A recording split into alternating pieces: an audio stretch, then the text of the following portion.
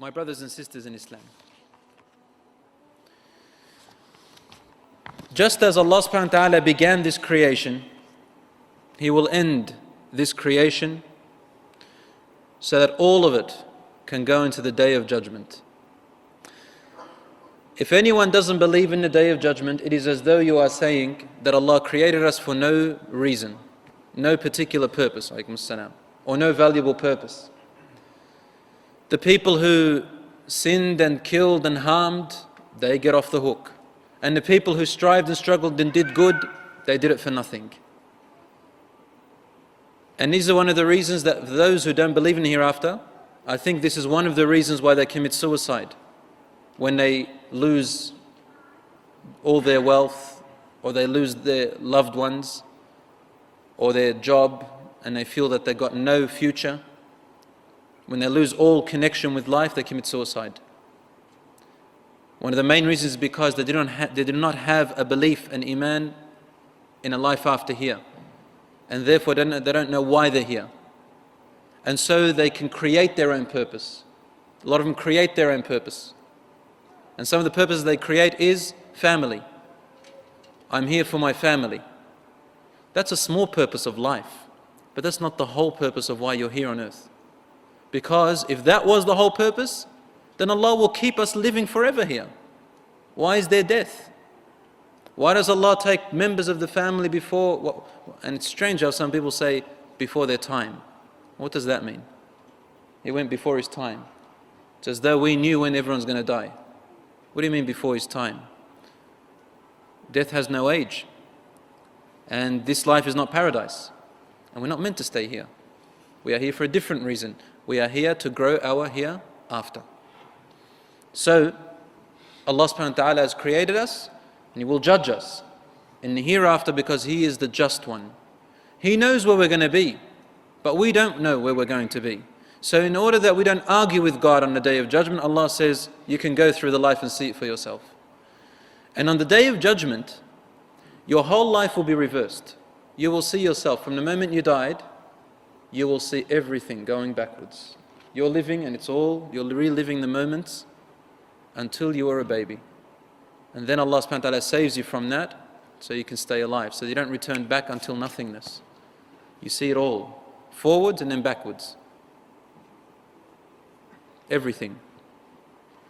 And so people who deny, their hands and their feet and their eyes and their ears and all of that will bear witness that you did it. There is no running away on that day. But before that day comes, there are signs. And it's quite unusual that some people, they say, I didn't have a sign before I died. Everyone has a sign before they die. Everyone. Everyone. But these signs are different. They come in various forms. Some people have immediate signs of death before they die, such as illness, such as even spiritual feelings. Others, they don't have any of these signs. It just hits them like that. But the signs I'm talking about is time.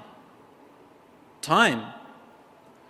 As time progresses, as you grow in age, you're actually getting smaller in age.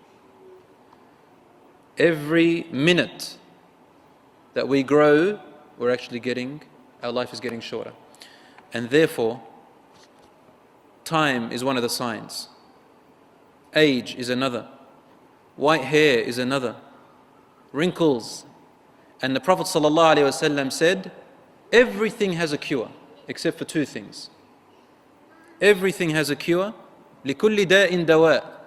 Every illness has a cure. If you find it, he'll be cured. Except for two things. Al-Maut wal-Haram. Death and age, old age. You can't reverse it. All those commercials you see on television about Nivea and this cream or that cream, I don't know their names, but all these creams telling you because your life, and they put these women and men up there as though they have this really fresh skin. That's a lie. They're just deceiving you. There's no cure for old age. The other signs of the world's end, my dear brothers and sisters, are literal signs that the Prophet ﷺ told us. When I say literal, meaning they are real, but their descriptions are really unknown to us in detail. But they are actual things that are going to happen that will be shared by everyone. So there's specific signs for yourself, and there are common signs for everyone else. They are the signs of the last hour. I'm not going to go through them in detail today because that's not our topic. But I'm just going to go through it, focusing on the world's end. We're talking about the hereafter. This world ending shows us that when Allah says that everything's going to die, it means everything in this world, including the world itself. Allah says in the Quran, كل من عليها فان ويبقى وجه ربك ذو الجلال والإكرام.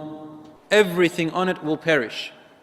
The only thing that will be left is your Lord, the presence of your Lord. And Allah subhanahu wa ta'ala says in several verses that the world and the sky will perish.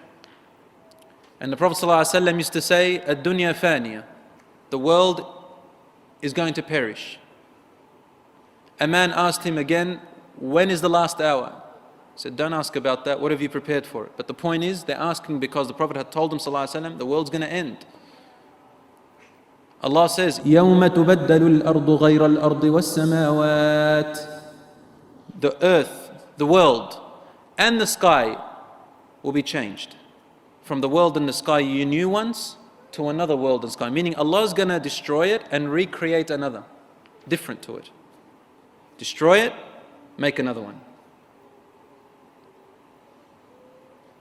And Allah subhanahu wa ta'ala, He replies to those who deny the end and resurrection by saying, look at the life that you live in now. وهو الذي يرسل الرياح بشرا بين يدي رحمته حتى إذا أقلت سحابا ثقالا سقناه لبلد ميت فأنزلنا به الماء فأخرجنا به من كل الثمرات كذلك نخرج الموتى لعلكم تذكرون أو تذكرون. So Allah subhanahu wa ta'ala says, look at the way we created the life as an example of how we are going to resurrect you. Look at how He sends winds and clouds as a good sign for you of mercy, so you can have water, so you can grow your crops and eat. When the clouds fill up, we take it to a land that is dead, land that has no crops, nothing, it's dry, drought. And from it we bring back life of fruits. كذلك, just like that, Allah says, كذلك, just like that or similar to that, we will raise the dead people. Allah says, I say this to you in the hope that you may remember and reflect. So there are many signs or ayat of this. And Allah says, كَلَّا لَتُبْعَثُنَّ. Behold, you shall be resurrected. The signs are many. There are minor signs and major signs. As for the minor signs, they began when? Who knows when they began? The minor signs of the closeness of the world's end. The death of the Prophet ﷺ. Naam, his death. So that's 1,437 years ago now. To us it seems a long time, but I want to say two things.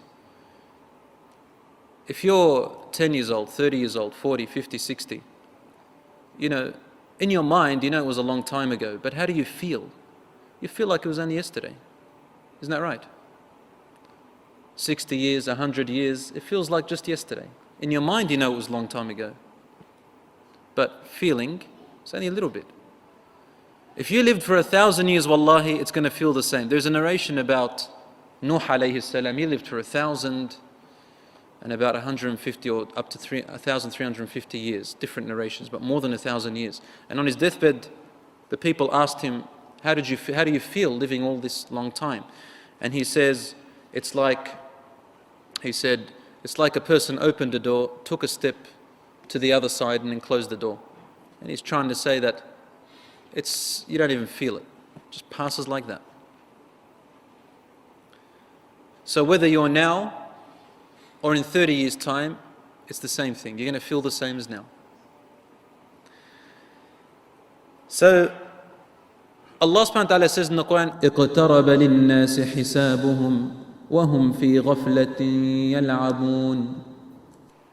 the day of accountability has come very close to the people, while the people are in an illusion of their own, ghafla.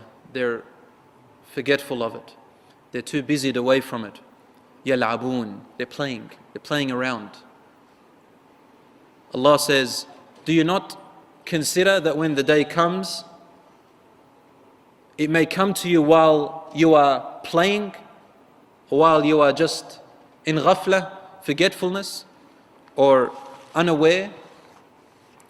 So when the world ends, brothers and sisters, it will be a time where the majority of the people of the world are going to be in losthood, forgetfulness, ghafla, meaning unaware, too busy with imaginations and illusions and things, ideas they've made up.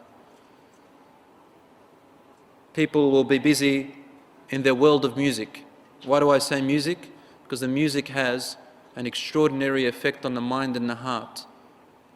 People listen to it to get out of misery and sadness and get out of the reality of life, but it doesn't take them towards good. It doesn't take them towards God. It doesn't take them towards the Quran. It doesn't take them towards going and doing,